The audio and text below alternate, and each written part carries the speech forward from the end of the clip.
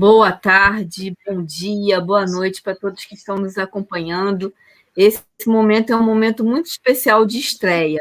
Nós estamos estreando um programa novo, Gente Notável.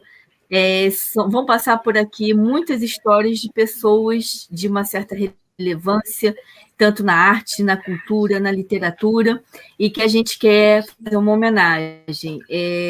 São personalidades, na verdade, escolhidas a dedo por mim, pela Cris, pessoas que a gente admira, pessoas que a gente acha que tem um papel muito importante, né, no contributo artístico e literário, não só no Brasil, como na Europa e tantos outros países.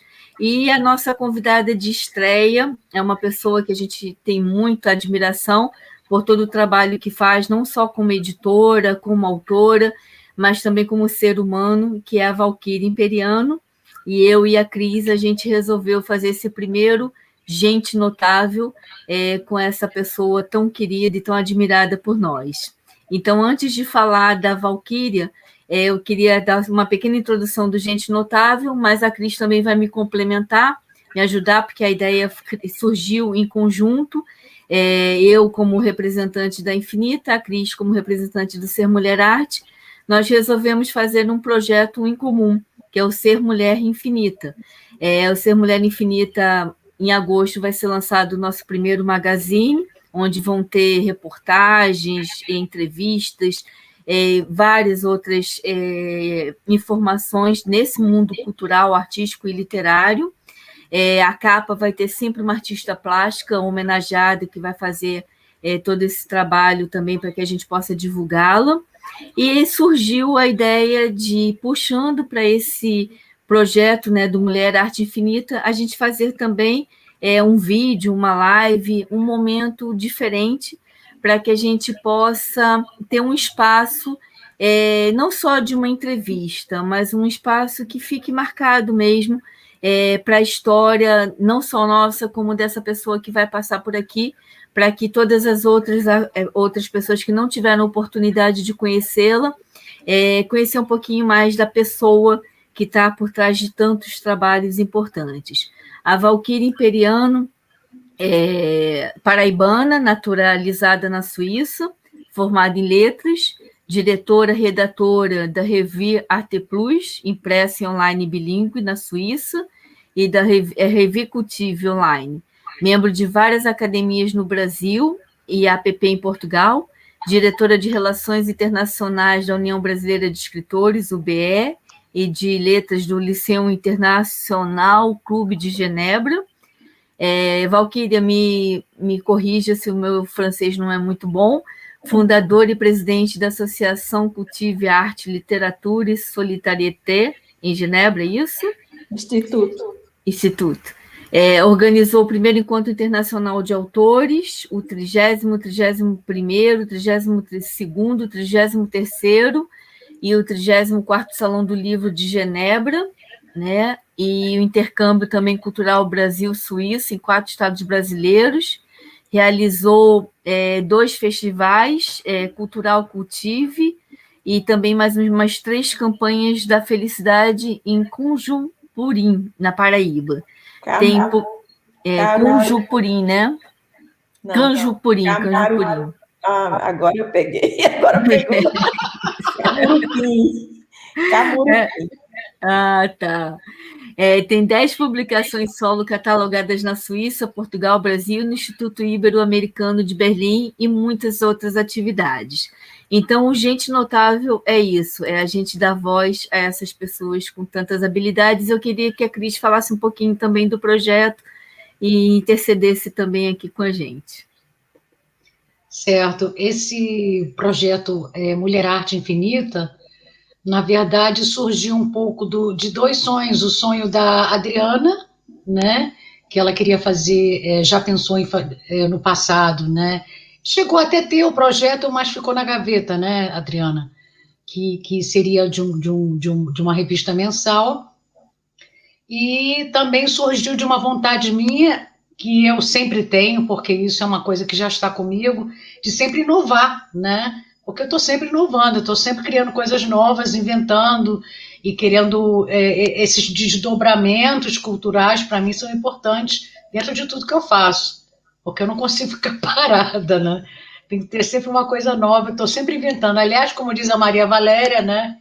Ela faz um monte de coisa e o tempo que não sobra, ela ainda inventa mais alguma coisa para fazer e pinta e borda, né?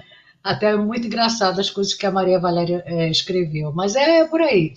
Então, assim, juntou a fome com a vontade de comer, porque eu e a Adriana somos muito semelhantes nesse ponto, né? A gente está querendo sempre criar coisas novas e querendo agregar também essa coisa cultural.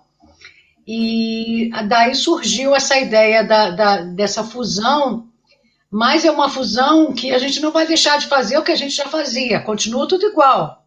Só que é uma fusão, a Mulher Arte Infinita, para 2 projetos específicos agora. Um é esse programa, Gente Notável, que a gente quer trazer pessoas, como ela já falou, pessoas que fazem a diferença, né? Não só que trabalham com alguma coisa de cultura, mas que fazem muitas coisas que fazem diferença, e a Valquíria Imperiano é uma dessas pessoas incríveis, que nós tiramos o chapéu, né? Temos muita admiração.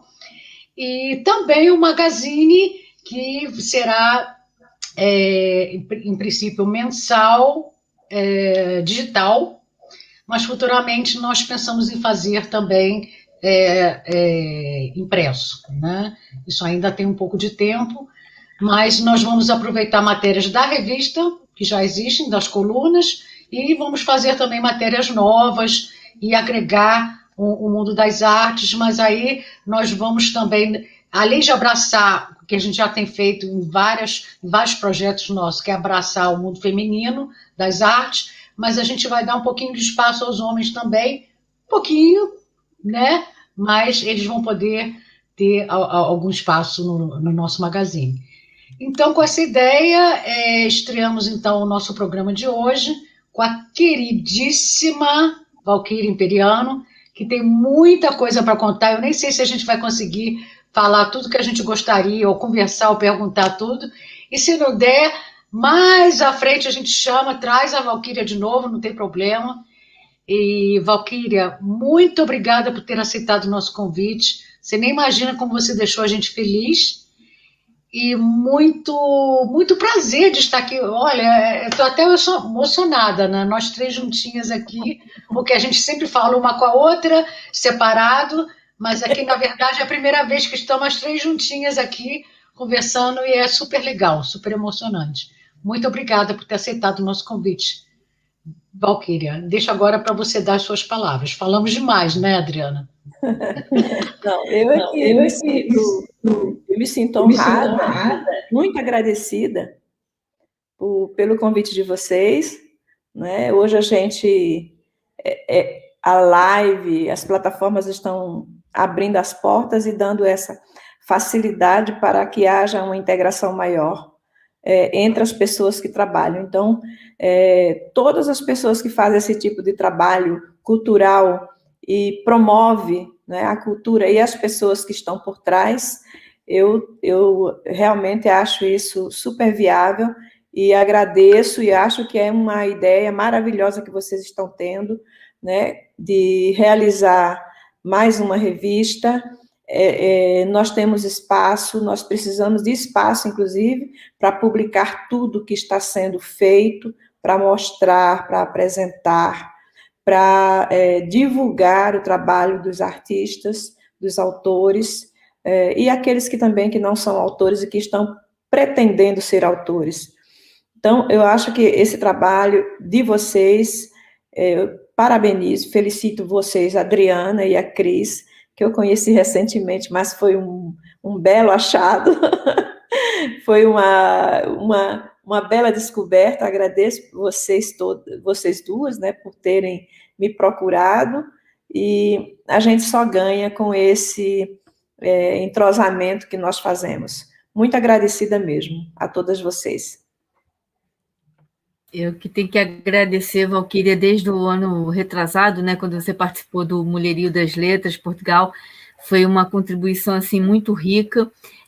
A gente, nas nossas atribuições, né, de vida, de tantas coisas para fazer, a gente não tinha tido muita oportunidade. Quando eu pensei para a Suíça, veio a pandemia, mas estamos aqui aprendendo a nos adaptarmos, né? Tanto eu quanto você, a gente tem essa experiência de eventos presenciais. Não é fácil criar um encontro, um evento, uma feira do livro virtual. É um trabalho muito mais cansativo, por incrível que pareça, requer os mínimos detalhes, muita atenção, e você tomou essa coragem, né? Você, em vez de adiar, resolveu ultrapassar todas as dificuldades e abraçar a causa e dizer assim, não vamos adiar, vamos fazer, aprendendo com todos, se informando, e isso é a minha admiração sempre por todas as pessoas que fazem das dificuldades uma forma de aprender e de superar. Então, dentro dessa admiração toda, eu queria que você me contasse um pouquinho de como é que você está construindo tudo isso, que você também é editora, passou por muitos momentos, né, difíceis também de cancelamento de livros, e os autores estão acostumados a lançamentos especiais. Então, como é que foi tudo isso nesse período para você de construção, de desconstrução? Conta um pouco para a gente. A gente, eu acho que como todo mundo, nós tivemos que ter a paciência de aprender um novo método, né? Esse novo método de comunicação que nós estamos usando atualmente, e que eu acredito que veio para ficar e para facilitar muito o trabalho das pessoas, porque as distâncias diminuíram com esse trabalho, com essa forma de se fazer atividades e encontros, a distância diminuiu, assim como os custos também, porque atrás disso vem os custos, né? Então, o ano passado, estávamos programados para fazer o Salão do Livro aqui em Genebra, já tinham várias pessoas inscritas, e eu tive que fazer devolução de inscrição para as pessoas, outros preferiram deixar no caixa para a próxima. A gente estava achando que, inclusive eu achava também que esse ano ia dar para fazer nessa presencial, mas quando se aproximou o final do ano, nós vimos que realmente não ia ser possível fazer o salão presencial. E no começo do ano, só no começo do ano, é que deu a luz. Vou fazer o salão online. Não é o salão que é organizado pela Vila de Genebra, mas como instituição que eu presido, eu dirijo, essa instituição Cultive Brasil Suíça, eu resolvi encarar esse projeto, né, porque eu levo o nome de Genebra para o exterior e trago os autores do exterior para Genebra.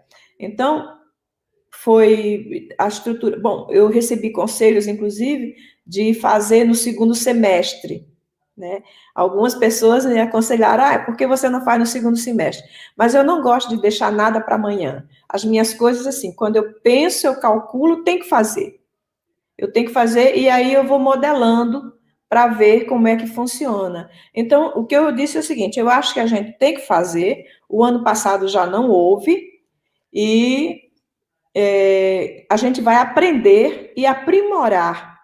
Não importa se tenha uma pessoa, 2 ou 3 pessoas, o importante é que ele aconteça, né? E assim, o projeto saiu da ideia, foi para o papel com um grupo do comitê do Instituto, são pessoas do Instituto, e a gente conseguiu formatar esse salão, o Salão do Livro, e o Salão Internacional do Livro e da Cultura de Genebra, Cultive, que vai acontecer agora no mês de maio, do 14 ao 18.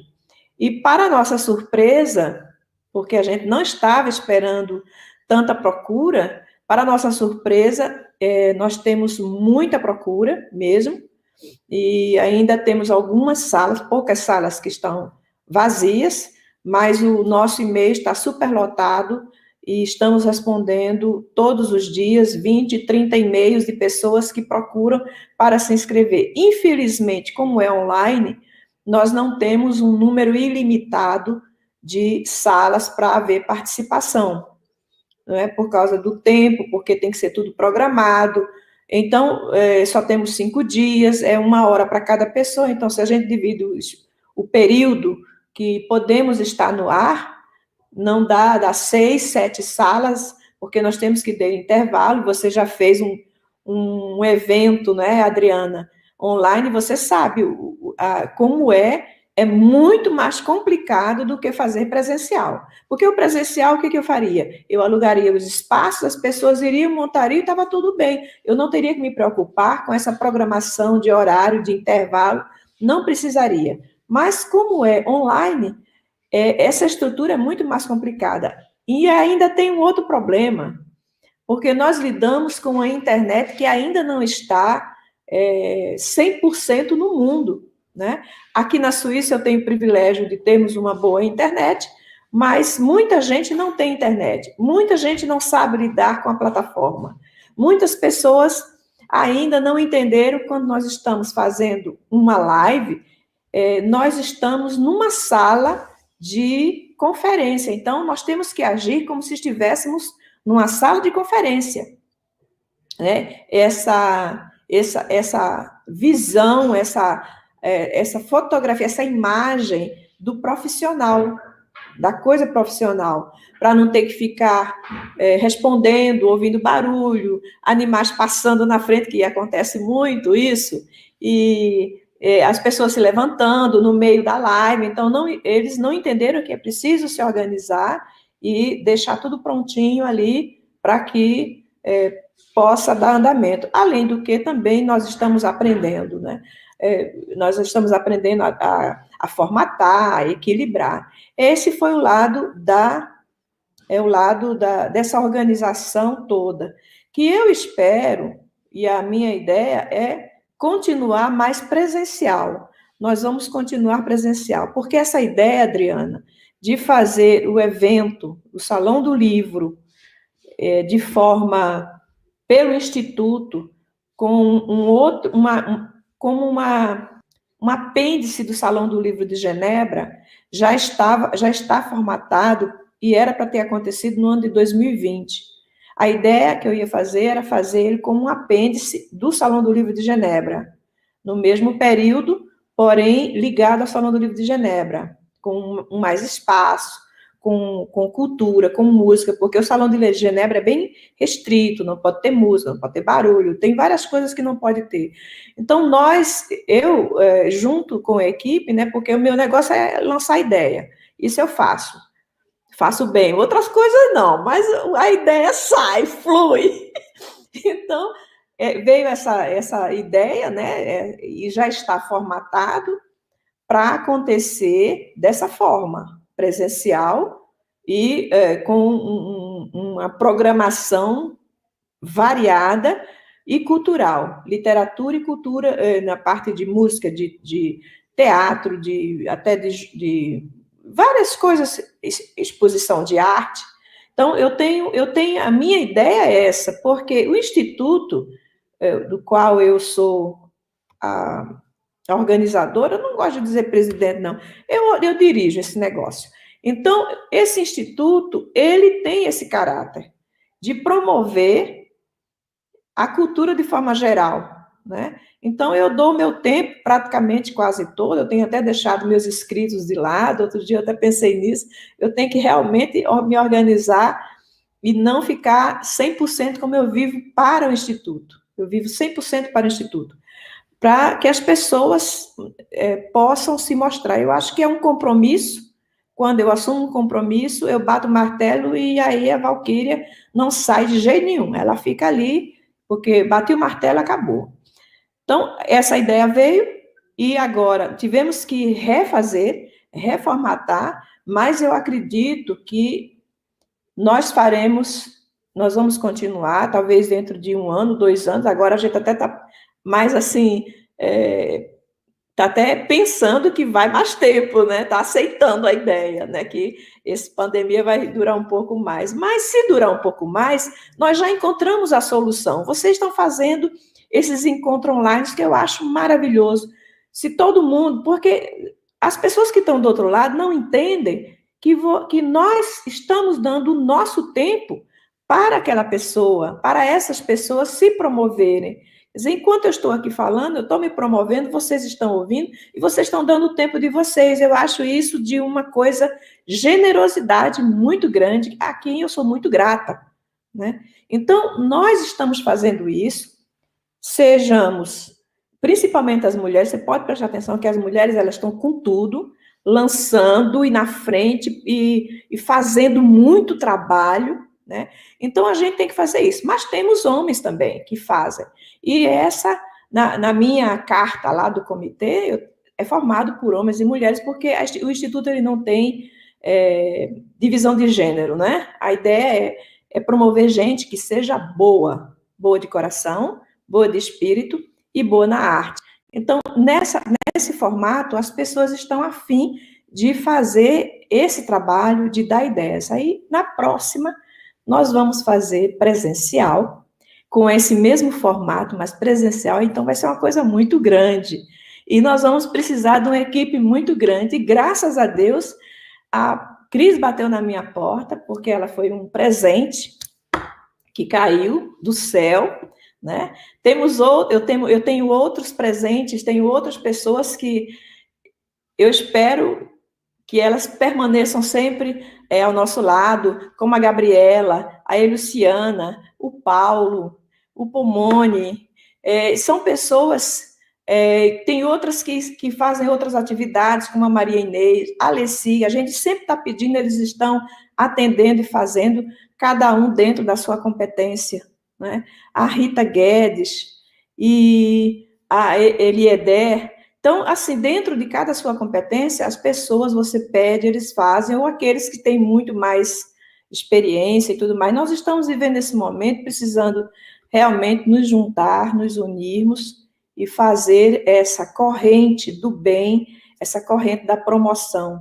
Eu, principalmente, você, Adriana, que estamos na Europa, nós temos essa possibilidade de trazer o Brasil para a Europa, né? De trazer o bom do Brasil, o bom. Porque coisa ruim tem, mas tem muito mais coisa boa que não são mostradas. E assim a gente vai trabalhando. Vocês me cortem, porque quando eu começo a falar, eu não paro. Hein? Não me Mas cortem. Esse espaço é seu, Valquíria. Esse espaço é todo seu, para você falar o que você quiser. Não, eu acho que a gente tem que dividir. Eu não sei se eu respondi o que você me perguntou, mas você perguntou também da editora, né? Então, nós temos a editora, Adriana, essa editora, ela tem o objetivo de apoiar a instituição. Então, até hoje, tudo que é publicado nessa instituição, a verba que ela é publicada, eu utilizo para patrocinar as atividades da instituição. Então, as antologias, elas ajudaram a pagar o espaço do Salão do Livro de Genebra, que é muito, muito, muito, muito caro, né? E só a participação dos autores não cobre. Então, já deu para cobrir um pouco e me aliviou, porque pessoalmente, eu financio praticamente tudo, né? Eu financio. E financiava, porque antes eu tinha um salário até razoável, agora eu estou ganhando um tiquinho de nada. Aí agora é que eu tenho que correr atrás mesmo da bolsa. Ai, mas é uma coisa, né, gente? Bom, então, essa editora serviu para fazer pagar, né, um pouco das contas. Eu acho que eu estou meio tá aqui. E se ajuda, né, a fazer o pagamento do que a gente gosta de fazer, dos projetos, financiar também quando a gente vai para o Brasil, fazer os eventos no Brasil, né, porque porque lá em Camurupim, que foi uma palavra tão difícil de dizer, né? A gente fez um festival em Camurupim, que foi Camurupim a ideia que surgiu, a partir de Camurupim que surgiu a ideia da Cultive, e ela realmente ramificou. Então, Camurupim digamos, é um talismã, tá? Eu não deixo de Camurupim. É uma aldeia onde tem descendentes de índios, todo mundo é registrado como índio, mas já são índios já civilizados, e lá eu comecei a fazer esse trabalho é um trabalho que eu levo autores, livros, fazemos ateliê já foi feito ateliê de comida, de pintura, de desenho, dança, música, e aí a gente tem a participação das mães, do pajé, hoje o cacique morreu, mas é a viúva dele que nos ajuda, agora tem outro cacique, então foi assim, um projeto do meu coração, que eu gosto de ir, o lugar é lindo, é assim, um paraíso, né, um dia que vocês quiserem ir. Fica onde exatamente, o Valquíria? Fica a 45 quilômetros de João Pessoa. É bem pertinho de João Pessoa. Então, só que a gente tem que pegar uma estrada meio ruim, né, e vai em direção à Baía da Traição. Antes de Baía da Traição, tem essa aldeia de Camurupim, que é um vilarejo indígena, porque essa região de Baía da Traição, toda é reserva indígena, toda, é tudo reserva indígena. Então, é terra de índio ali, tá? Ninguém pode comprar nada, não, tudo pertence aos índios. E tem as aldeias, e lá se chama tudo demarcação, né? A província lá de Marcação, aí tem as aldeias, e a aldeia de Camurupim, ela fica bem próximo de 9 quilômetros de Baía da Traição, e na beira da boca de um rio, um mangue, que desemboca no mar, e é tudo mangue. É maravilhoso, é tudo tão lindo. Agora sim, tem que se preparar para ser comida pelas mutucas, que são deste tamanho. Aí a gente sai de lá toda vermelha. As bichas o litoral tamanho. De João Pessoa.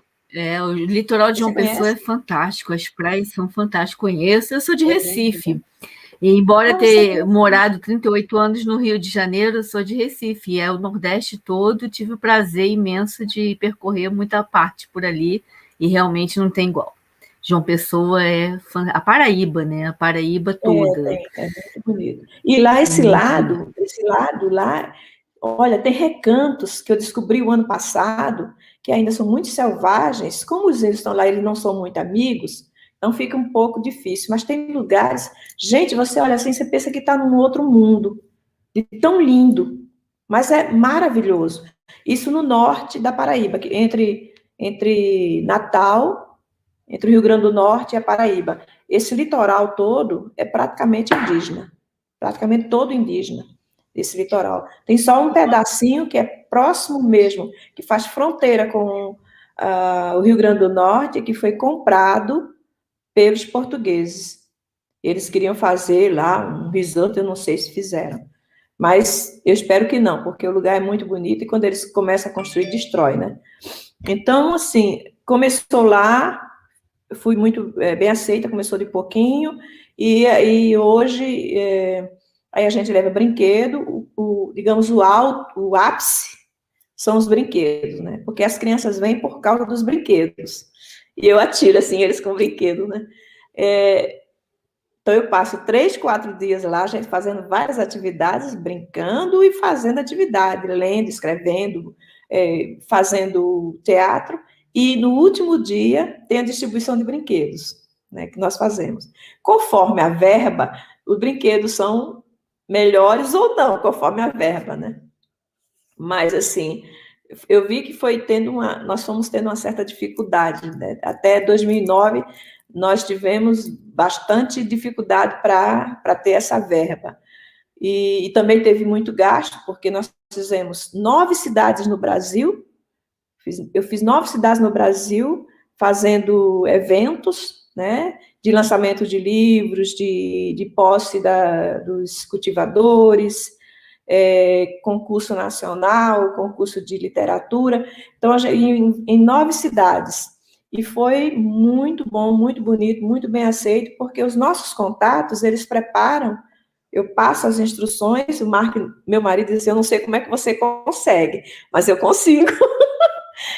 Eu passo as instruções, os meus contatos lá ficam como fazendo a ligação, né, por internet, e aí eu vou dizendo, olha, faça isso, preparo carta, mando carta para as pessoas, eu faço toda essa parte administrativa e dou a orientação de como tem que ser feito, como podemos e devemos fazer as compras dos brinquedos, aí eu já dou os endereços, eu procuro na internet aqui os endereços no Brasil, dou os endereços, depois a gente vai e compra. Então, assim, tem toda uma logística que é feita entre Genebra e o Brasil. E o ano de 2019 eu fiquei 2 meses no Brasil, viajando, de cidade em cidade, fazendo trabalho em escolas, nas escolas, porque a gente tem muito foco em escolas públicas de baixa renda. E é lá que eu acho que eu gosto de investir, não é? Para levar essas crianças que elas não têm nada, né? Então, eu não gosto de falar, porque eu fico meio emocionada, mas realmente assim, quando a gente vê de perto, dói o coração, né? De ver como as pessoas precisam, como as crianças não têm o que tem aqui na Europa, né? Escola de qualidade, estrutura boa, as escolas com cantinho de brinquedo, professores de música, professor daqui da escola no Brasil, tudo quebrado, as crianças não têm cadeira para sentar, ou às vezes tem aula numa sala que tem 30 graus, 40 graus de temperatura, um ventilador podre, banheiro sem água, não tem para lavar as mãos, nem para descarga, sabe? É muito, muito, muito precário. É muito precário. E eu fico muito triste porque o Brasil tem condição, um país rico e não precisa disso. Então, assim, e às vezes eu me sinto, a gente diz genê, eu não sei como é que diz mais em português, eu me sinto mal de ter que fazer uma campanha para ajudar uma escola, sendo que a escola é pública, a escola é mantida pelo governo no Brasil. Eu me sinto mal, eu não consigo fazer isso, mas o Instituto está funcionando dessa maneira, nós fazemos pouco, não é muito, Adriana, porque não temos condição de fazer muito, mas o que dá para fazer a gente faz. Uma vez por ano só, porque a estrutura ainda, eu gostaria que fosse todos os meses, mas para isso é preciso que hajam pessoas que se disponham, que tenham tempo, que organizem essas programações, que possam ir. Eu não posso ir todo mês, porque monetariamente é inviável, né? Eu não tenho condição de estar pagando todo mês passagem. Então, eu faço uma vez por ano, meu marido banca tudo e aí eu vou, né?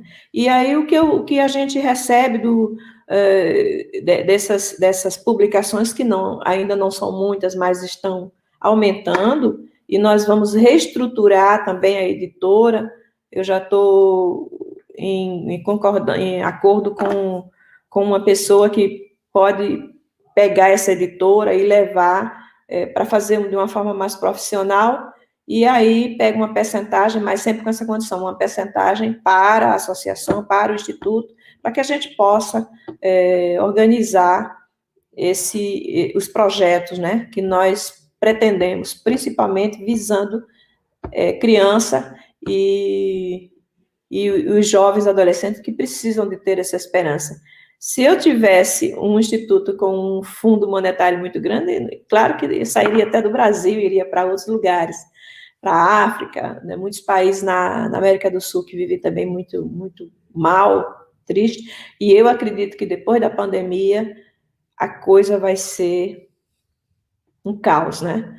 Nós vamos ter que enfrentar muita dificuldade de vários países, de várias pessoas, não só do Brasil. E isso, eu acho assim, que a gente tem que estar preparado com isso. Então, esse objetivo, o meu objetivo é esse. O meu objetivo principal. Eu sempre digo, graças a Deus, eu não preciso de nada, nem para comer, nem para morar, para os meus gastos pessoais, isso aí eu não preciso. Então, o que eu consigo com isso, com esses trabalhos, é mais do que normal e natural que eu possa empregar com outras crianças, né? Não é bondade, não.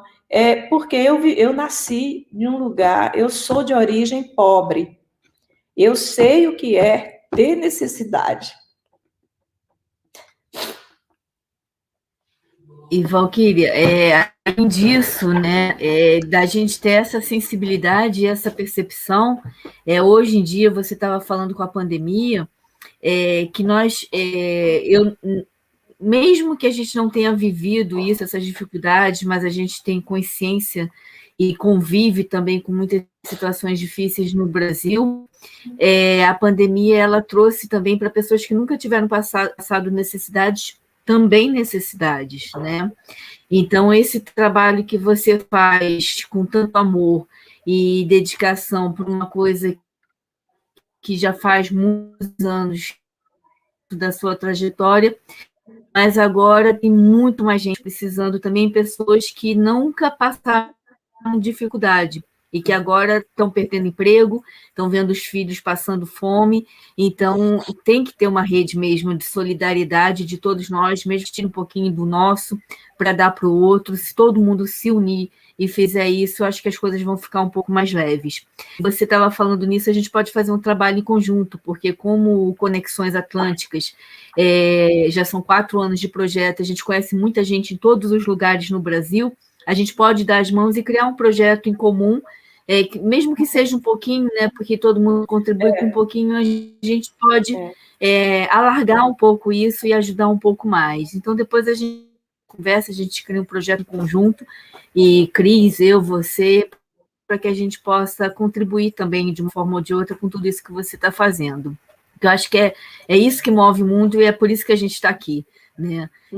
Todos nós temos essa veia muito solidária, essa sensibilidade muito forte, e nenhuma de nós três conseguimos nos sentir confortáveis, e temos que agradecer o conforto que nós temos, apesar de todas as lutas e dificuldades, que foi através da nossa trajetória que a gente chegou até aqui, trabalhando e se dedicando e perdendo e ganhando, mas também a gente tem que olhar para o outro, porque quando a gente dá um pouquinho para o outro, a própria vida dá um pouquinho mais para a gente, né? Com certeza. Eu gostaria de falar uma coisa, Valquíria, o meu pai, falecido em 1982, quando eu tinha 19 anos, o meu pai era paraibano.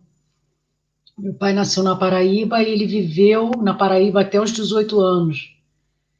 Ele passou muita pobreza, muita pobreza. Então, e inclusive ele tinha assim um olhar triste, o apelido dele na Marinha era Melancolia, porque até o olhar dele era triste, mas ele já tinha ficado impregnado nele, né, aquela coisa da dor, da fome e da tristeza, entendeu? Porque ele procurava às vezes levar na brincadeira com a gente, mas doía. Até a brincadeira que ele fazia, a gente sentia dor, porque ele dizia que ele não sabia quem que passava mais fome, se era ele ou era o gato da casa. Então, ele tentava levar na brincadeira, mas eu não conseguia achar graça, porque eu ficava imaginando o sofrimento que ele passou, entendeu? Tem muitas histórias, a gente que convive com isso que a Valquíria estava falando. Em 2010, eu fui produtora cultural da Liliana Rosa, que ela era uma portuguesa que estava no Brasil, fazia teatro para bebês de 6 meses até 3 anos de idade. Então, dentro das apresentações que ela trabalha, aquela parte lúdica muito interessante para despertar nos pequenininhos mesmo o sensorial, a arte, o gosto, né, pela arte, foram 2 anos de trabalho em conjunto com ela. Então, a gente alternava o lado solidário e também nas escolas particulares e nas escolas públicas.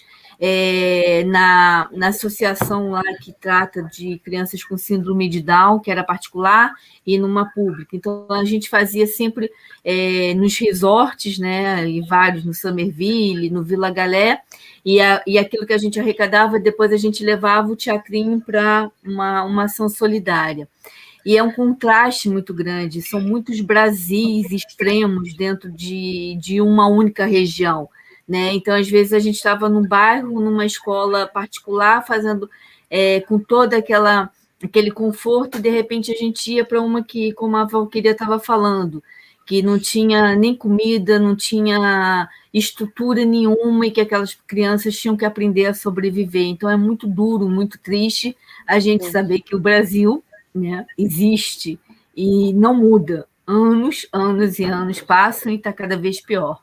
Né? E agora com a pandemia está pior ainda. Então, quem tem muito deveria dar muito, né? Infelizmente não fazem. E quem tem pouco, que tem um mínimo de solidariedade, a gente tenta se movimentar para ajudar, nem que seja uma minoria, né? Como você faz aí com a aldeia indígena, que eu conheço, assim, o litoral da Paraíba é fantástico, e como qualquer outro local, né? Seja em qualquer cidadezinha que tenha uma pequena comunidade que a gente possa levar um pouquinho de conforto, que não é muito, mas a gente sempre está dando as mãos e ajudando. Então, acho muito importante esse trabalho que a Cultive faz. Já estou chegando junto, eu não consegui chegar ainda, porque quando eu te conheci, Valquíria, eu ainda estava organizando aqui minha vida, minhas papeladas, e até tentando entender como é que eu ia me colocar, né, dentro desse caminho. Em Portugal, que quando a gente muda de país, muda tudo, mas agora que eu já encontrei o meu caminho, você sabe que pode contar comigo mesmo, e a gente caminhar junto, nós três aí nisso. Isso é fundamental. Porque você pode contar comigo sempre, né? Você sabe. Nós, como brasileiros, nós que estamos bem, quando eu digo bem, é ter a nossa vida, é aquilo que todo mundo deveria ter, né? Tratamento, comida, um pouco de lazer, não precisa ter muito lazer, uma casa para morar com conforto. Isso é que deveria, todo mundo, o mundo inteiro deveria ter isso. E nós sabemos que isso é hoje, aliás, há muito tempo, ainda é um privilégio. Nem todo mundo tem tudo. E a gente sabe que na nossa realidade, onde a gente vive no Brasil, que eu conheço de perto, você conhece de perto, a Cris conhece de perto, essa disparidade é muito grande, né? Onde as pessoas, para ter uma casa, para ter um carro, tem que entrar num consórcio, dever tudo e, às vezes, até tirar da boca para poder pagar uma casa. As crianças não têm direito a uma escola decente, porque a escola pública é um lixo, né? Nós temos bons professores, excelentes professores. Nessas minhas andanças que eu vi no Brasil, Adriana, eu tiro o chapéu aos professores. Em Alagoa Nova, em Bitupitá, no Paraná, em Santa Catarina, em Florianópolis, porque em todos esses lugares nós fizemos trabalhos com escolas públicas. E eu vi do trabalho excelente em Curitiba, em Mandaguari, porque é uma cidade pequenininha, onde eu morei, e eu sei que lá as pessoas elas têm uma preocupação social, até Bitupitá, onde as crianças não têm água para lavar a mão quando sai do banheiro. E, no entanto, professores de qualidade que estão ali trabalhando, e as crianças apresentando, fazendo teatro, fazendo dança, escrevendo, fazendo poesia, textos que o menino ganhou o primeiro lugar, maravilhoso. Então, você fica, assim, encantada. Agora mesmo tem uma outra escola do Ceará, que teve um menino que ganhou o primeiro lugar no concurso de poesia, a menina ganhou em terceiro lugar, e é uma cidade pequenininha no interior do Ceará, onde professores estão preocupados. E quando a mãe da menina me enviou o currículo dela, eu fiquei emocionada de ver como você vê uma pessoa no interior do Ceará, a menina tem ideias de ir para Oxford, de estudar medicina, ela está se preparando com isso, e a mãe está ali do lado. Você vê a importância da família, é tudo. E a importância de ensinar a sonhar. E dar os caminhos para que essas crianças sonhem e possam fazer do seu sonho uma realidade, não é? Eu vivi a minha vida toda sonhando em fazer artes plásticas e não pude, porque eu morava lá na Paraíba, porque lá não tinha uma faculdade, meu pai tinha 10 filhos e não podia pagar a faculdade, né? Não é nem pagar a faculdade, é enviar para o Sul, naquela época era inviável, ir para o Rio de Janeiro e São Paulo era uma coisa assim, precisava ter realmente uma veia de liberdade muito grande, de aventureiro, e eu era criado na Barra da Sá da minha mãe, né? Então, eu tive que casar para me libertar, para descobrir outros caminhos. E o meu caminho, ele foi assim, ó. Eu saí daqui do jugo da família e fui descobrindo a vida, aprendendo. Mas eu aprendi com o tempo, porque eu não tive a oportunidade de aprender enquanto eu estava na escola. Porque naquela época os nossos sonhos eram limitados à escola e à família. E hoje está um pouco pior, porque as crianças podem sonhar, elas têm o conhecimento e a visão que existe o mundo, mas elas não são ensinadas a sonhar certo. E aí o que acontece? Elas começam a querer o que é do outro. E aí vem a criminalidade, porque tudo tem um primeiro foco. E é nesse foco que se forma as coisas boas, esse ponto focal, ele forma as coisas boas e forma as coisas ruins. Então, a sociedade, ela tem obrigação de se preocupar com a criança. É uma obrigação. E é uma obrigação para o seu próprio bem. Porque se a gente forma crianças boas, nós teremos segurança. Meu filho terá segurança. Meu neto terá segurança. Então, é preciso se conscientizar que se nós fizermos pela criança, se nós fizermos pelo vizinho, nós não precisamos de ter muro de 5 metros de altura, que hoje é a realidade do Brasil. O Brasil hoje, as pessoas estão enclausuradas, porque elas têm o egoísmo trancado dentro delas. Claro que existe também a questão da segurança, mas no fundo disso, o princípio é exatamente aquela não preocupação com a sociedade, com o ser que está fora. Então, a gente precisa se preocupar com o todo, para que o indivíduo fique bem, para que esse indivíduo cresça e para que esse indivíduo se sinta seguro. Né? Nós vivemos nos países Alemanha, Suíça e Portugal, onde a criminalidade é pequena, não é porque a cultura é grande, é porque os jovens estão encaminhados, é porque existe trabalho, é porque existe um salário, é porque existe um apoio do governo, é porque o governo dá uma substância social àquele que está desempregado, mas os jovens, eles podem ir para a escola. É claro que a criminalidade existe em tudo que é lugar, porque a gente também sabe que a natureza humana, ela já tem, às vezes a pessoa tem um certo problema, e no meu entender, essas pessoas que partem para a criminalidade é porque ela realmente tem um problema mental, né? Que não estão se adaptando com o social, com a sociedade.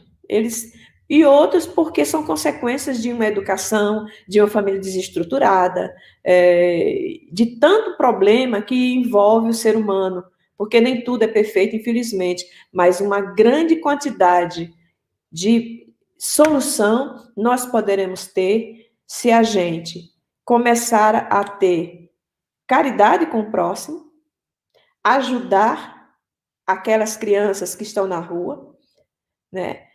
A criança que é trombadinha, ela não é trombadinha porque quer, ela não nasceu trombadinha, ela se transformou em trombadinha, ou a sociedade a transformou em trombadinha. A criança que cheira crack, que fuma, eu não sei nem como é, acho que fuma, né? Que fuma crack, ou cheira cola, ela está ali porque ela não tem outra solução, porque ela foi levada para isso, e é isso que está acontecendo no Brasil.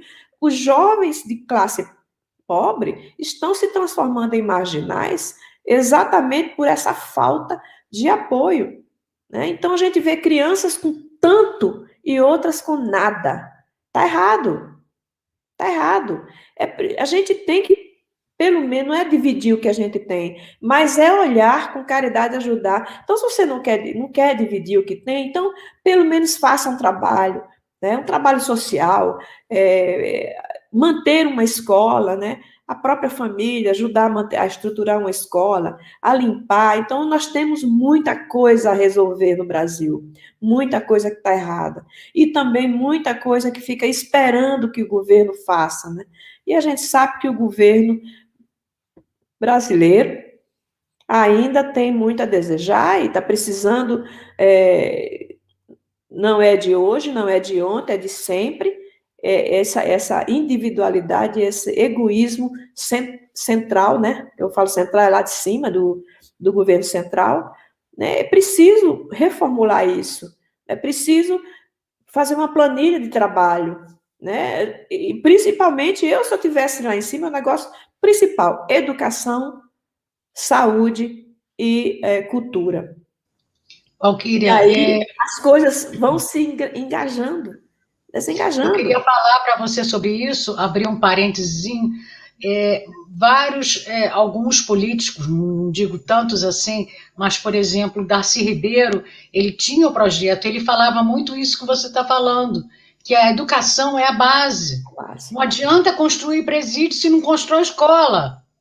Então você vai construir cada vez mais presídio. Você constrói escola para não precisar de presídio. Exatamente, foi exatamente o que ele disse. Então, o projeto dele era cada vez mais escola para todas as crianças. O projeto do Paulo Freire também, que também era a mesma coisa, um grandíssimo educador, respeitado no mundo inteiro, entendeu? Era a mesma coisa, e ele também bateu nessa tecla. É preciso investir muito na educação. Mas infelizmente, o problema, desculpa te cortar aqui.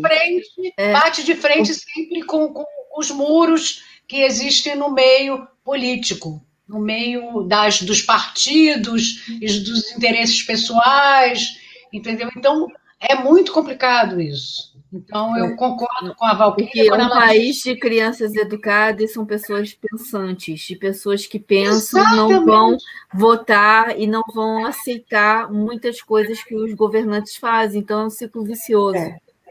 É o senso crítico, né? Esse senso crítico precisa ter, que é necessário ter. E um governo que tenha uma capacidade de ver todos os problemas e resolver, para não virar uma anarquia. Controle, né? Tudo certinho. Mas eu acho que a própria população, e eu vejo que isso está acontecendo bastante no Brasil, com muitas pessoas, né? Essa onda que nós estamos vendo agora de mulheres, porque são as mulheres que, como sempre, as mulheres, elas são muito pioneiras, né? Elas são corajosas, elas viajam, elas saem de casa, elas atravessam o mar, elas vão enfrentar outro país, porque não é fácil. Nós sabemos o que é enfrentar um outro país, uma outra cultura, uma outra língua, não é fácil, mas as mulheres fazem. Muitas, muito mais do que os homens, muito mais, né? E elas enfrentam. E agora elas estão aqui nas plataformas do YouTube, do Instagram, do Facebook, usando o Zoom, usando o Yard, tudo que é plataforma possível, mas mostrando o que faz, trazendo gente que faz alguma coisa. Isso é super importante, porque nós temos que mostrar essas pessoas que trabalham, nós temos que botar em evidência essas pessoas que fazem pelo próximo, não só para si, mas pelo próximo. Então, temos que ter esses que trabalham só para si, mas, de preferência, aqueles que trabalham para si também ajudam o próximo, né? Que também vê o que tem que ser feito, que também dá um pouco de si, né? Um pouco de si para que o outro cresça, para que o outro melhore, para que o seu vizinho possa também ter o conforto que você tem, a sua criança, principalmente. Meu objetivo maior sempre são as crianças e os jovens, né? Essa é a minha motivação. É a minha motivação. Eu não sou de ficar muito paparicando criança, não. Mas o que eu gosto é de ver que a criança está bem. de ver que ele está sendo respeitado. E você ir numa escola, como eu fui, e ver os jovens em pé, comendo, com garfo amassado e prato quebrado, eu fico assim, injuriada, entendeu? E vendo que os professores e o diretor estão dando o melhor dele, porque é isso que eles fazem. E até o que isso gera uma outra situação. Os professores, eles até procuram nem ver, porque eu acho que é tão... Aquilo vai ferir tanto, magoar tanto, se você ficar o tempo todo prestando atenção e analisando, você nem consegue trabalhar. Então, eles se adaptam. Existe uma adaptação no Brasil às situações difíceis. O que eu sinto isso. Porque eu já ouvi, inclusive, pessoas dizer, lá no Nordeste tem gente passando fome, mas aqui também tem. Aí você fala, aqui também tem, mas por que você tem coragem de dizer aqui também tem? Não diga, aqui tem, mas nós estamos fazendo um trabalho. É assim que tem que ser feito, tem que ser dito. Aqui tem. Você se comove porque tem isso lá no Nordeste, mas aqui tem um monte. Então, esse tom de fala, aqui tem, e aí? Então, quer dizer, eu não diria isso, eu não teria coragem de dizer, por que você vai se incomodar lá se em todo canto tem? Não, não é isso. Eu me incomodo com lá para resolver, pelo menos tentar ajudar uma pessoa, uma só. Porque tem muita gente precisando de ajuda. E tem muita gente aberta a essa ajuda.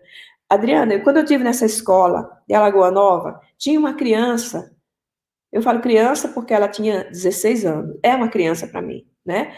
Então, uma criança que estava se machucando, se cortando na escola. Ela se cortava, ela se punia. Isso numa situação de autopunição, porque a mãe rejeitava. Então, a minha mãe me rejeita, eu me rejeito. Né? Como é que eu posso me amar se a minha mãe não me ama? Como é que eu posso me amar se meu pai não me ama? Como é que eu posso me amar se todas as pessoas me detestam? Então, ela se mutilava, essa criança. E aí a gente foi conversar com ela, eu comecei a conversar com ela, e ela sempre arredia, ela é muito arredia. E, ao mesmo tempo, eu respeitei o silêncio dela. Quando foi depois de 2 meses, ela me escreveu um WhatsApp. E ela disse assim, a senhora é escritora? Eu disse, sou. Ela disse, meu sonho é ser escritora. Aí eu falei, então você comece agora, põe a primeira linha no seu papel, ponha o que você sente, escreva aquilo que você sente. E aí ela começou a escrever, eu comecei a conversar com essa menina, ela tinha 16 para 17 anos, e ela estava com a criança no colo. Eu disse, é seu filho? Porque é tão normal lá no Brasil uma criança de 16 anos ter filho? Aí ela disse, não, eu não sou, não é meu filho, não. Eu não tenho nem namorada. Eu disse, tá, então melhor ainda. E a gente começou a ter um papo, e aquilo foi avançando. Ela chegou um momento que ela disse, eu queria perguntar uma coisa para a senhora. Eu disse, o que é? Ela disse, quando a gente sangra, o que é? Ela tinha 16 anos, hein? No Brasil. Eu disse, como assim? Porque ela formulou de uma maneira que eu não entendi o que ela estava dizendo. Eu achei que ela estava sangrando no braço, mas sangrando era. Ela disse, lá, sangrando lá. Eu disse, lá? Lá naquele lugar, lá embaixo. Aí foi que eu entendi que ela estava menstruando. E ela não sabia o que era uma menstruação. Uma menina de 16 anos de idade, que você pode dizer assim, poxa, hoje em dia todo mundo sabe tudo. 16 anos de idade, no Brasil, no Nordeste, ela não sabia o que era uma menstruação. Aí eu fui explicar o que era uma menstruação para ela, como é que ela podia se prevenir, que agora ela era uma mulher, que se ela tivesse um namorado, ela poderia, dependendo da intimidade que ela tivesse, ela poderia ficar grávida. Ela, ai, credo, Deus me livre, cruz, como é que eu faço para não fazer isso? Não. Ai, não quero ter namorado. Isso não, você pode ter namorado, mas você vai ter que ter alguns cuidados, você tem que conversar com alguém, com sua irmã, Não, de jeito nenhum não posso conversar com minha irmã. Não, de jeito nenhum não posso conversar com minha tia. Aí eu disse assim, então você vai conversar com a professora tal, que foi a professora que me apresentou. Mas isso tudo para você ver a falta de tudo que essas crianças têm. Tudo. Falta de amor, falta de conhecimento, falta de sonho, falta de se conhecer, de conhecer o próprio corpo. E isso não é uma só criança, isso são várias crianças. Então, quando você vai nessas escolas, que você lida com, você vê como está acontecendo, você não sabe o que tem por trás. Mas tudo tá ligado, né? Tudo tá ligado. Então, uma mãe que não quer a filha, que põe a filha para fora da casa. Então, essa criança ela tem que ter uma assistência social que vá lá e que proteja essa criança. Porque o que pode acontecer? Ela pode ser violentada, ela vai para a rua porque não tem onde morar, vão abusar da menina, né? Vão dar droga para a garota, então, em pouco tempo, ela será mais um marginal, onde as pessoas dizem, é uma bandida, porque isso é o que sai da boca das pessoas, é uma bandida. E eu acho isso... A própria justiça também condena, porque a justiça, em certas situações de violentação e de engravidar de um bandido, uma coisa assim, um estuprador, o que tem acontecido ultimamente? As pessoas acusam a menina não é que provocou o cara. A menina tem que assumir o filho, não pode fazer aborto, não. Quer dizer, uma menina que foi violentada, que foi maltratada, está extremamente traumatizada. Quer dizer, ela não é mais a vítima, ela é a algoz. A vítima é o estuprador. O estuprador tem que ser protegido. Quer dizer, está tudo errado nesse país. Tudo errado nesse país. Tudo errado. Nós temos realmente que fazer esse trabalho de formiguinha, que seja unitário, de pouquinho em pouquinho, mas agregando pessoas com ideias que queiram fazer alguma coisa por essas pessoas. Eu sei, eu sei que é uma realidade, nós não podemos fazer muito, nem quase nada, porque o que a gente faz é quase nada. Mas o pouquinho que a gente faz, uma esperança que se planta na cabeça de um jovem, ele vai sair dali com vontade de fazer diferente. Ele vai aprender, ele vai receber aquela semente, a semente da bondade. Porque a semente da bondade, ela se enraiza muito fácil, mas é preciso ser plantada, né? A semente da esperança, de saber que a gente pode sair dessa vida que a gente está triste, miserável. Saber que tem uma porta que você abre e que você vai ter uma boa solução. Que você pode confiar em algumas pessoas, né? Quebrar essa coisa de que todo mundo é ruim, de que a criança... quando eu falo o eu, esse eu criança abandonada, esse eu jovem abandonado, né? De não poder evoluir como um ser humano, de não encontrar um espaço para si, de criar o seu espaço, de poder criar um espaço onde ele possa ter a sua família, onde ele possa evoluir, onde ele possa onde ele possa criar. E isso eu vejo não só nas escolas, em adultos também, que estão completamente desestimulados com tudo. Eu não vejo a hora de sair do Brasil, eu quero ir embora, eu não aguento mais. Sabe, isso é muito triste. É muito triste. E, né, a gente que está aqui, o que você pode dizer? Não saia? Eu saí, você saiu, né? Então... eu vejo também, Valquíria, isso que você está falando, teve uma geração que a gente ainda ia para a rua, né, os caras pintados, o Fora Collor, fazia toda uma movimentação, porque tinha uma geração ainda com um pouco de teologia, acreditando que o país poderia mudar. E hoje em dia eu vejo jovens extremamente acomodados, extremamente revoltados. Essas situações todas que você fala, existem sim comunidades onde muitas pessoas ajudam, mas é muito pouco para a quantidade de gente que precisa de ajuda. Cada cidade, cada estado não faz nada por aquelas comunidades, né? Pensam em colocar dinheiro no bolso, pensam em fazer eventos megalomaníacos em vez de cuidar da comunidade. e as outras gerações poderiam estar ali, naquela comunidade, lutando, trabalhando, estão querendo ir embora, estão fazendo vista grossa, estão voltados ou estão piorando mais a situação. Então, são nesses momentos, né, que a gente tem essas lives, esses encontros, né, que agora com a pandemia, me unindo a Cris também, que a gente se conhece há pouco tempo, que a gente está percebendo o quanto é importante a gente levar essa voz, dar voz, mesmo que sejam para poucas pessoas que, de repente,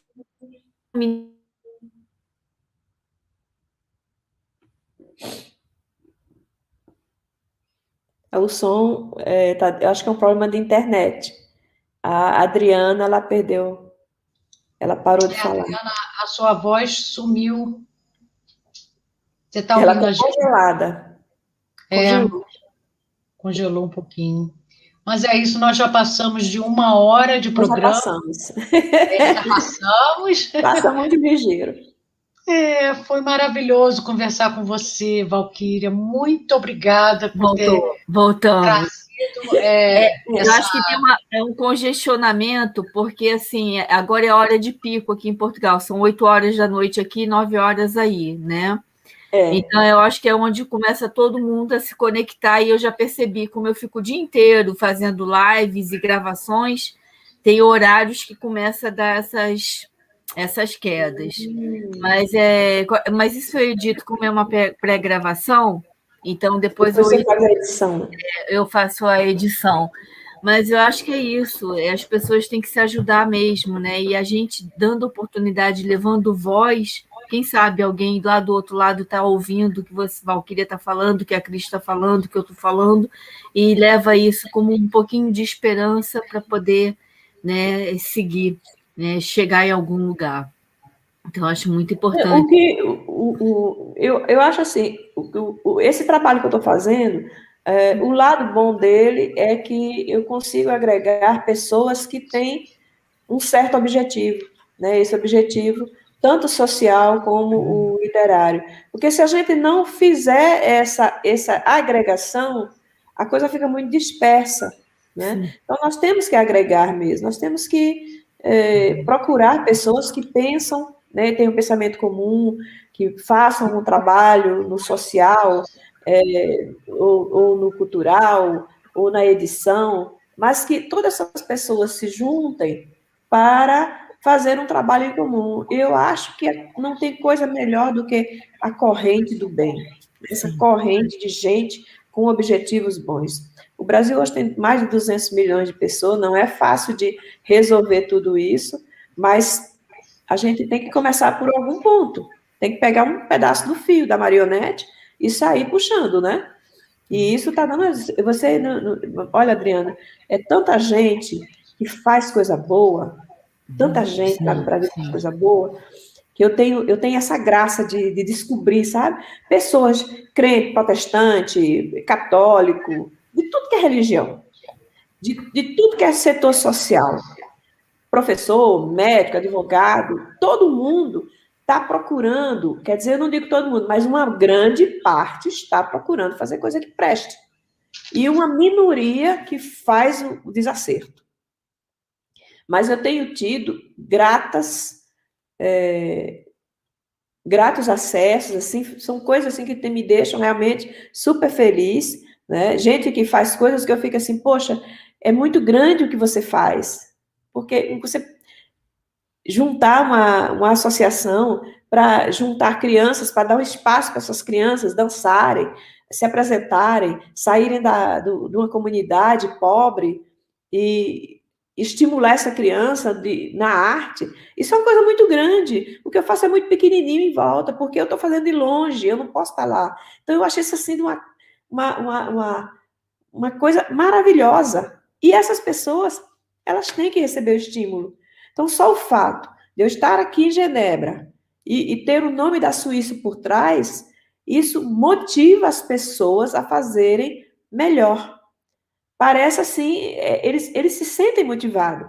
Então, por que não é, fazer esse intercâmbio? Por que não estimular essas pessoas de alguma forma?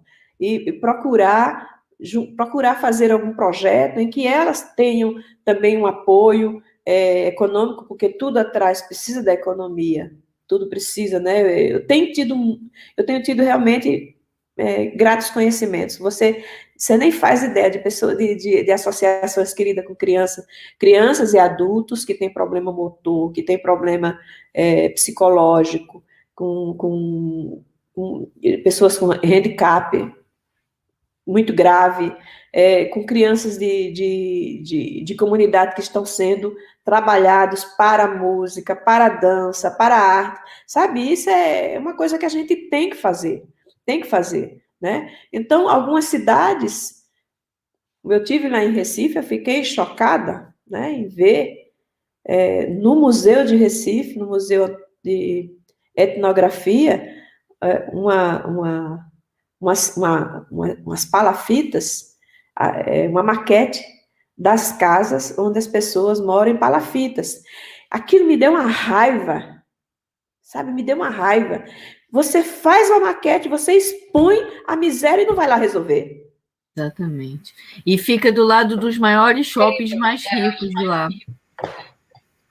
Tudo, povo na rua, fome, passando miséria, sabe? Você fazer uma maquete para botar no museu e o problema fica lá. Sim. Para mostrar que o povo Janeiro, né, Adriano? Comendo caranguejo, acatando caranguejo. É muito triste. E não tem quem... Como é que um político ou o dono do museu, o cara do museu, o presidente do museu, vê aquilo, recebe aquilo, põe lá, expõe e não toma providência.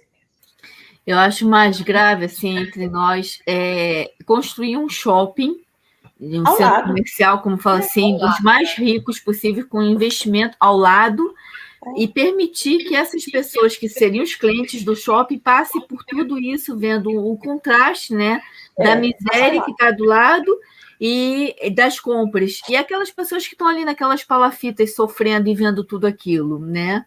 Não, então, é falta de humanidade. É praticamente uma tortura. É muito triste. Aí depois reclama que tem criminalidade. Por que vai? Exatamente. Então, uma pessoa... olha, quando eu estive lá em Recife, às vezes a pessoa saía da sua casa para ir no shopping, que era 200 metros de táxi, para não poder sair a pé, com medo de ser assaltado. Exatamente. É muito complicado. Enfim, Valquíria, a gente já está com quase 1h15 de papo. A gente poderia passar 2, 3, 4 horas. Cris, tem mais alguma pergunta que você queira falar? O papo foi muito bom, você levou para uma veia assim, que realmente tem que ser falada, tem que ser exposta, a gente tem que unir as forças, né, para a gente contribuir com o mínimo que a gente pode, mas a gente pode fazer alguma coisa assim.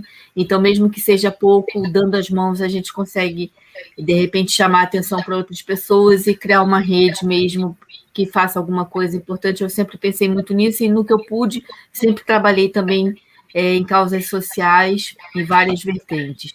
E, Cris, você quer fazer mais alguma pergunta para a Valquíria? Sim, eu tinha muitas coisas para falar, mas agora não tem mais tempo, e eu também já trabalhei muito, fiz muito trabalhos sociais, inclusive quando eu era adolescente, que eu visitava as creches, e eu vi o sofrimento, a carência das crianças, quando a gente entrava com brinquedos e com... Gente, as crianças, os olhos brilhavam, porque crianças sem família, né, que não tinha pai e mãe que cuidasse, e ficavam muito felizes, e eu tocava piano, né, era a minha função, nós tínhamos um grupo jovem, e que nós todo mês recolhíamos brinquedos, cobertores, o que fosse roupas, em lojas mesmo, nós não levávamos usado, não. Nós recolhíamos de loja, tudo novinho, né? As crianças ficavam numa felicidade imensa, né? Cada vez uma creche, né? Agora, o difícil era na hora da gente ir embora. Que a gente fazia brincadeiras, por exemplo, a dança das cadeiras, eu ia para o piano, arrumava as cadeiras, as crianças brincavam e riam e se rolavam. Na hora de ir embora, era uma tristeza. As crianças se agarravam nas pernas da gente e pedindo para a gente ficar. Gente, era de cortar o coração. era a parte mais difícil. Amor é um presente que não tem preço, não se paga com dinheiro, mas é o mais valioso dos presentes, porque você, quando leva carinho para uma pessoa e atenção, aquilo marca para o resto da vida. E isso é muito importante. Agora, o brinquedo, muitas vezes as pessoas dizem, para que você está fazendo uma campanha para comprar brinquedos? Gente, quem tem brinquedo não sabe o valor de um brinquedo para uma criança. Uma criança, receber um exatamente. brinquedo é uma motivação de esperança. É mostrar para ela que ela é importante e incentivar essa criança a ser criança ainda, a brincar. A ser criança, exatamente. Né? Quando eu fui em Camurupim, da outra vez, a primeira vez, eu consegui comprar brinquedos lindos, grandes, bonecas grandes, desse tamanho, carros e tudo mais. Você acredita que a quantidade de senhoras idosas que pediam uma boneca, porque nunca tiveram uma boneca na vida, foi grande, não foi uma só, não. E a felicidade de receber aquela boneca, você sabe, aquilo me corta o coração de ver aquilo, né? Você vê, a pessoa guardou a vida inteira a vontade de ter uma boneca, e quando ela está com 80 anos, com 70 anos, é que ela vai ter a sua primeira boneca na vida. Isso é. E eu sei o valor, porque a minha primeira boneca que meu pai me deu, quando ele podia me dar uma boneca grande, foi uma boneca de porcelana, aí o meu irmão quebrou no dia seguinte. Aí eu fiquei. Depois as bonecas foram diminuindo até ficar desse tamanho, ó, porque cada menino que nascia lá em casa, o brinquedo diminuía, porque ele tinha um valor X. Então, o brinquedo, isso aqui é, digamos, eu tinha R$ 200 para comprar o brinquedo de Natal. Então, quando tinha só 2, ganhávamos brinquedos bons. Os meninos foram nascendo, os R$ 200 do brinquedo foram diminuindo. Aí virou umas bonequinhas que na época tinham uns bracinhos, umas perninhas que balançavam assim. As minhas vizinhas, aquelas bonecas lindas, os bebês, né? Eu não tinha, aquilo me dava vontade.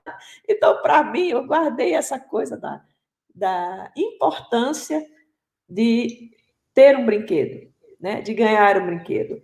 De ser criança, poder ser criança, né? Poder curtir isso. Valquíria, para finalizar agora, eu gostaria de pedir que você dissesse uma palavra ou uma expressão para todos que estão assistindo sobre esse momento, o que você gostaria de dizer para as pessoas que estão passando pela pandemia, que perderam naturalmente entes queridos, uma palavra, uma expressão para a gente finalizar o programa. Cultive o amor, cultive a paciência e cultive em você o respeito e se previna, porque se você se prevenir, você protege o outro da doença e do vírus. Então, cultive sempre o respeito ao próximo, por você e pelo próximo. É só isso que eu tenho para dizer.